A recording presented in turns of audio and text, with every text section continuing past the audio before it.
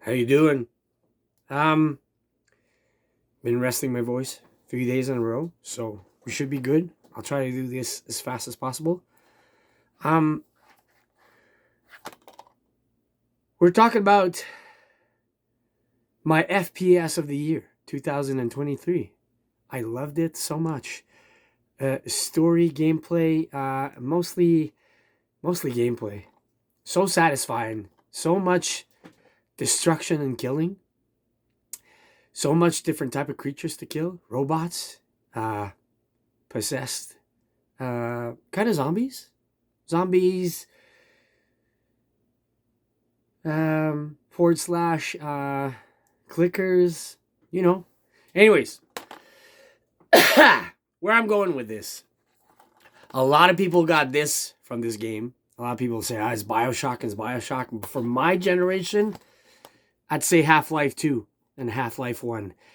It felt like you were playing Half-Life 3. To me, Atomic Heart. It was just so insane. The gameplay, the settings, the everything. I would say if these three games had a baby right there, there's a lot of Fallout references, like in the menu and everything. They don't have the what's it called, the nuclear boy or whatever, but they have their own little thing in the menus. It's a classic. I can't wait for part two. There's got to be a part two because with that ending, the ending was so cool. The story was no spoilers. I'm not gonna spoil it. Not the story. Um, it was special. It was very original, very something else. Honestly, to figure out who the bad guy was, it's really twisted. But anyways, yeah, Half Life, Bioshock, because you know how Bioshock is creepy and always underground and all that stuff. It's not like that because you have those underground levels. You can first and foremost when you begin the game, you're like, oh, I'm stuck. It's in one way, linear. Can we say that? Sorry, I don't get to practice my English that much. Um, and then it gets open world, and believe me, it's open world. At one part, the open world part, the fun part is there's a bunch of perks and stuff to unlock on your weapons. If you don't go looking around, you're gonna be stuck with not much. So you're kind of forced to go look around, and it's very rewarding. You use your left your hand and you scan, and whatever's blue, just go loot and steal everything. Looting is very fun. You just press. I was playing on Xbox. It was RB, and this hand just sucks out like a vacuum everything out of everything. Is just so much fun. Um, the other tip I can give you when you play, just upgrade the hammer you're equipped with, and the frostbite power, which you can freeze robots. It's priceless because eventually you get it so powerful that you freeze so hard. I was able to freeze bosses, and the boss battles in this game, it's never the same boss. It's huge robots, really hard to defeat. Try to keep in mind to upgrade your rocket launcher real fast. That's the other part, exploring and going around the map. You can get new schematics for weapons and new upgrades, new perks on your weapons, like a better barrel, better whatever. But first and foremost, you can unlock other weapons.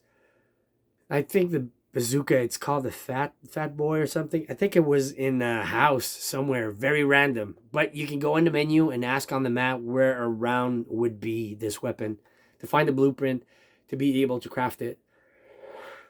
It's lots of fun. Very, very original, but the story is it's really good. It's beautiful. It's a beautiful, beautiful game. I wish I had it on PSVR on my PS5, man. That would be priceless. If they do patch it up, I'm gonna get the PSVR, the PlayStation 5 version for sure. Um, I forgot to redeem my codes inside. I was so stuck into it. Forgot to redeem that. Yeah, what else did I miss? Yeah, a big Fallout, big Bioshock. Mainly people compare it to Bioshock because of the powers you can get. You can get telekinesis, grab stuff, grab enemies, and throw them out. I didn't upgrade that. I upgraded the frostbite. I upgraded my character power up, And the shock is so priceless. The other part, save your bullets. Because when you're walking around the open map, it's original, but it's frustrating. The robots you kill, like the AI, they detect you right away and they go after you and they hunt you and they won't stop, man. You get killed really easily. Like, and they're savage, the robots. I like better fighting the zombie kind of people because some creatures get attached to it and then they turn, then you kill them, they don't come back. But you have those pods on the walls which generate the enemies. You can kill those. But the robot part, I wish you could figure out a way, because once that's the freaky part. You're like, man, I killed all those robots, fine. But when the alarm goes off, there's 2 levels of alarm.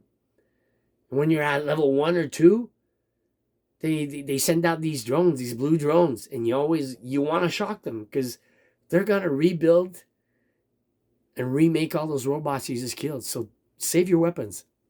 On one part, I was like, man, save your bullets for the boss battles.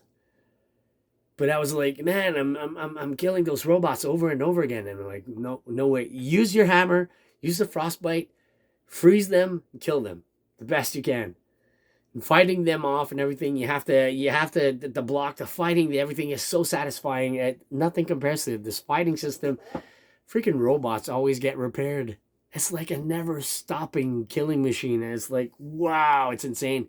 Exploration is more than insane. At one part, I was in that house, looked at the elevator, went down in the basement. It was a pretty normal basement. Then I opened the door, and it was this place. I got lost for an hour. And throughout that exploration part, well, I found like rare upgrades for my guns. And it was priceless, and it was so much fun. There's always a little bit of puzzling, a little bit of puzzle to climb up with, to get out of somewhere. I'm telling you, nothing plays and nothing compares to it. It really feels like Half-Life, Fallout, and BioShock had a baby. But these guys who created this game probably played all those games, and they took the best part of those games and made one. It's very original. Nothing compares to it. It's going to be my FPS of 2023 until it's very early in the year.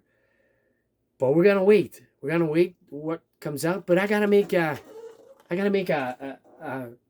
something, a wall behind to hold up all my game of the year, because this is priceless. This took me 15 to 16 hours to do the main quests, possibly. But if you want to do everything, to get all the upgrades and explore, it's probably 30 hours minimum.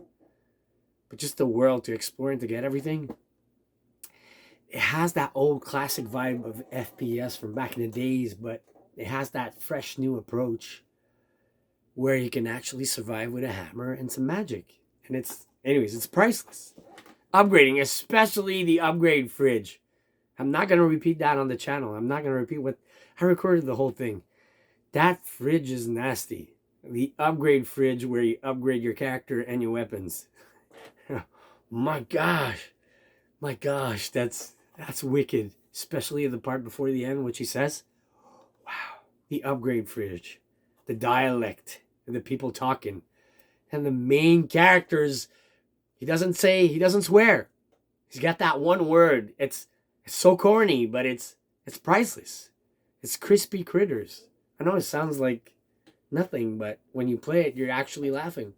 Like, he gets really pissed off and you want to kill the guy with, you crispy critters. Maybe it's the traduction from Russian to English, but man, it's priceless. Main character is good. The voice acting is good. Story is really twisted when you have those dream sequence. Nothing, I swear, nothing compares to it. It's fun to have something original. I hope to God you guys are making a part 2. I can't wait. It's a priceless game. You can't put it aside. We'll see you soon. Hit that thumbs up. Send some love and support. We're going to do one more. And I got to get back into the game. I got to play more VR and all that. See you soon.